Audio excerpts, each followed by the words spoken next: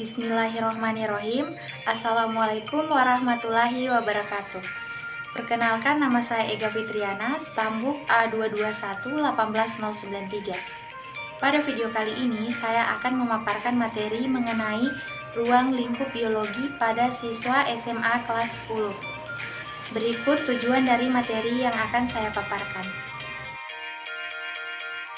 Selamat menonton.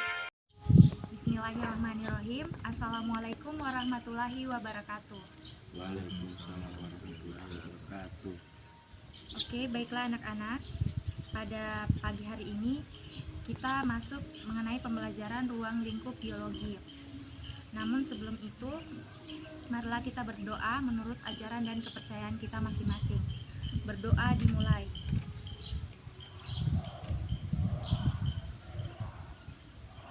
Berdoa selesai. Oke, sebelum lanjut pada mata pembelajaran ini, Ibu mau memperkenalkan diri. Perkenalkan, nama Ibu Ega Fitriana. Ya, karena kalian baru mulai masuk kelas 1 ya, jadi Ibu mau bertanya nama-nama kalian. Silakan perkenalkan diri. Saya Safarid, Bu.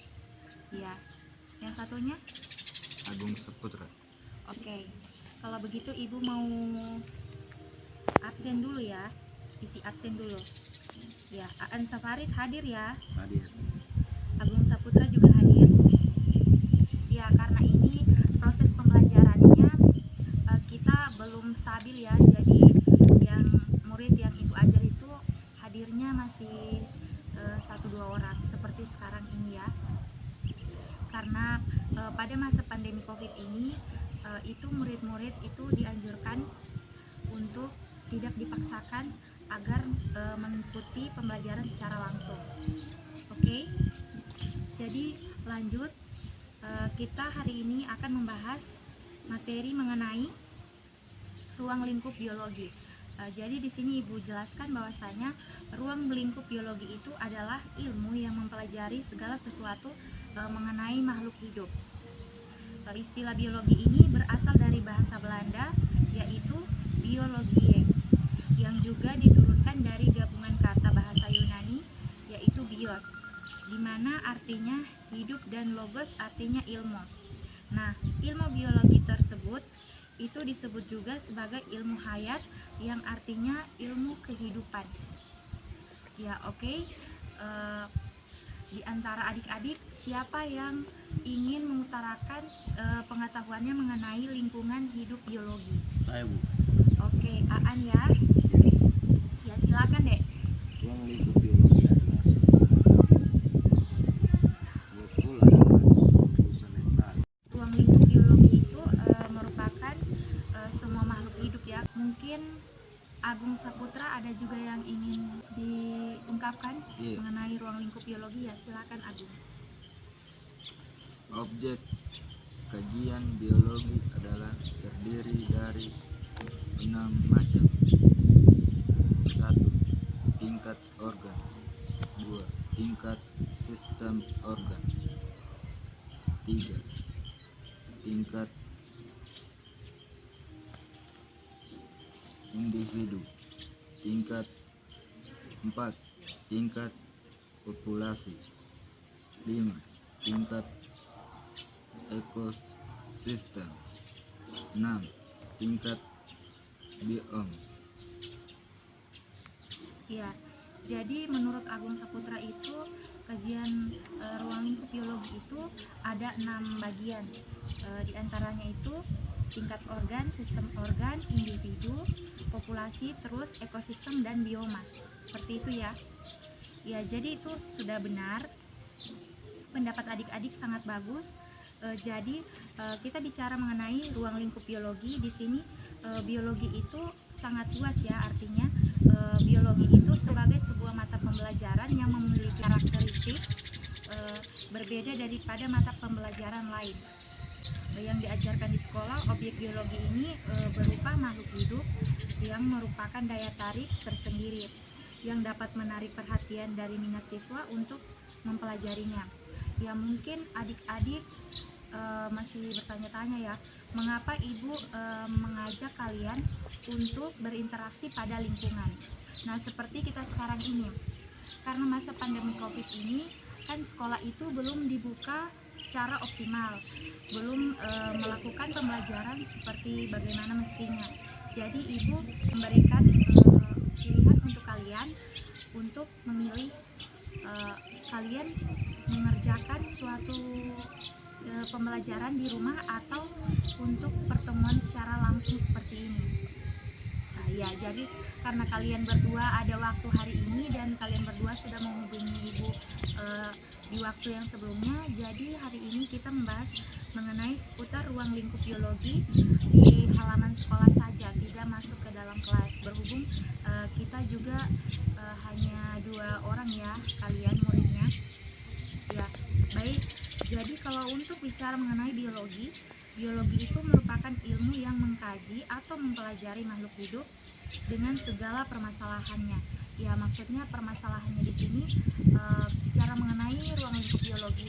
Itu ruang lingkup biologi tidak hanya seputar tentang hewan, tumbuhan, dan manusia.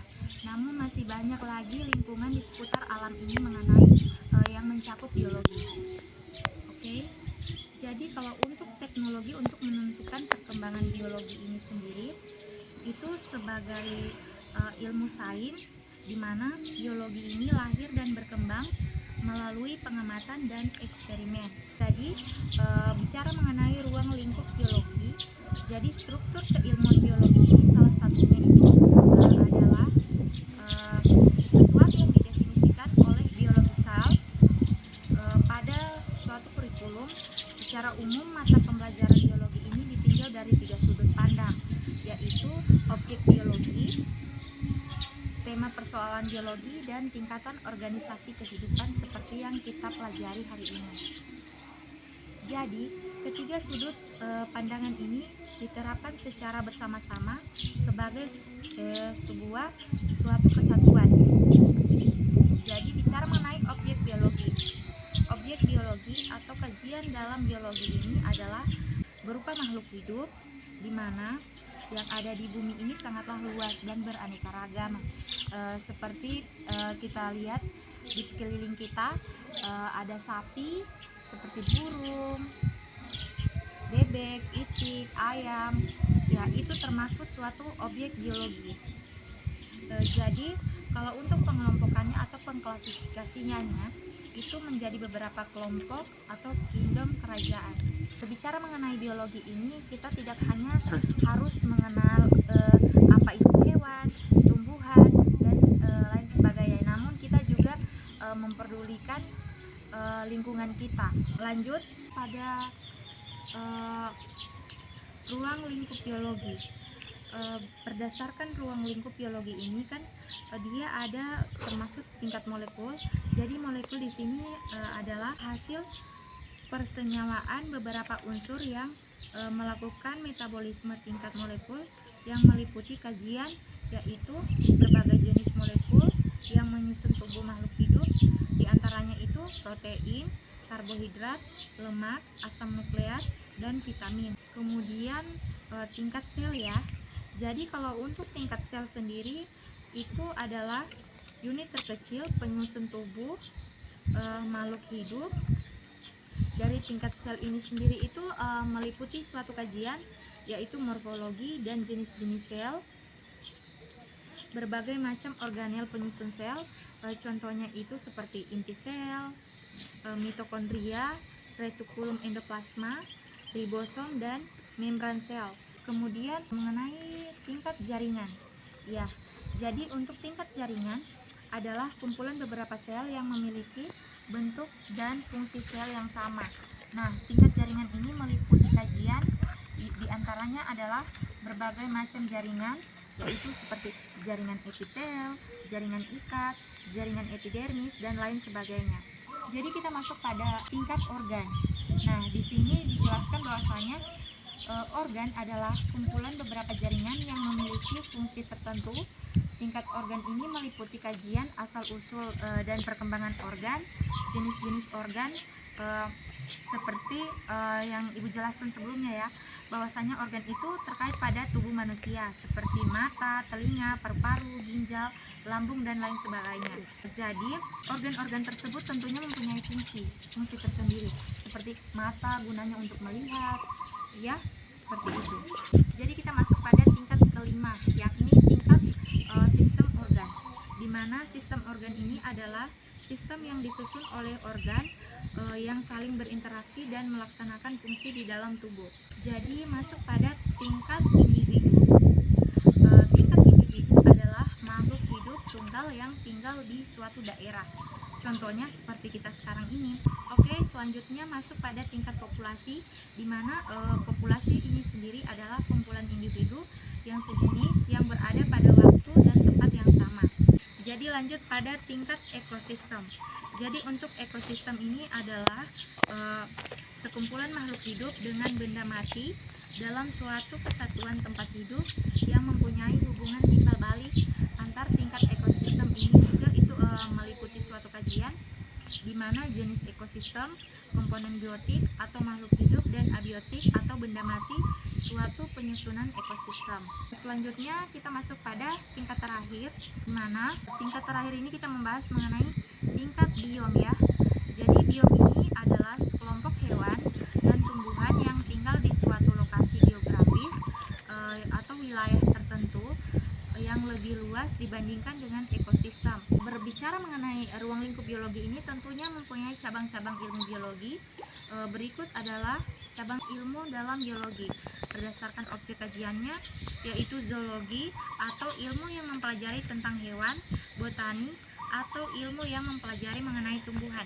Sedangkan berdasarkan strukturnya dan fungsi makhluk hidup, sitologi itu yaitu ilmu yang mempelajari tentang sel, histologi yaitu ilmu yang mempelajari tentang jaringan, morfologi yaitu ilmu yang mempelajari tentang bentuk atau ciri luar makhluk hidup, yang mempelajari tentang bagian-bagian tubuh.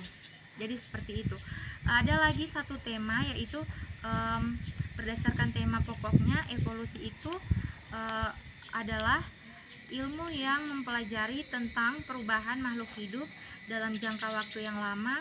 Kemudian berdasarkan objek dan tema pokoknya itu genetika manusia, ekologi tumbuhan, ekologi hewan, itu sangat erat juga kaitannya. Mungkin adik-adik bertanya ya, apa sih manfaatnya belajar mengenai biologi itu? Jadi kalau untuk manfaat mempelajari biologi itu banyak.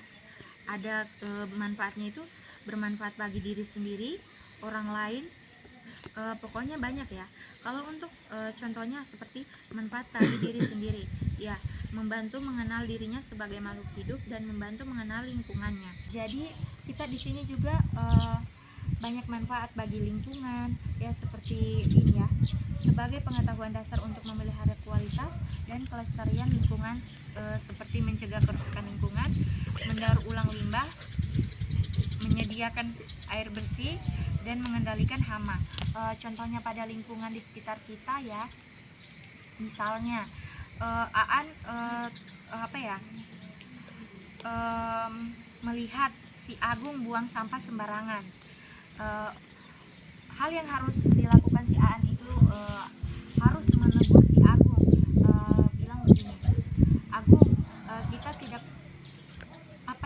kita tidak boleh membuang sampah sembarangan karena itu bisa mengakibatkan kerusakan pada lingkungan kita, pencemaran pada lingkungan kita. Otomatis si Agung akan mempunyai respon, oh iya ya, yang dikatakan oleh si Aan tadi benar, bahwasanya kalau saya buang sampah sembarangan otomatis kan lingkungan kita akan menjadi kotor. Begitu juga kalau misalnya si Aan membuang limbah berserakan pada misalnya di got ya, nanti Agung bilang, Aan, kita tidak boleh membuang sampah di dalam got karena itu bisa mengakibatkan ketika musim hujan tiba pasti akan nanti bisa memicu terjadinya suatu banjir karena sampah yang dibuang oleh si Aan tadi di dalam got itu akan tertumpuk dan menjadi banyak, yang itu mengakibatkan tersumbatnya air.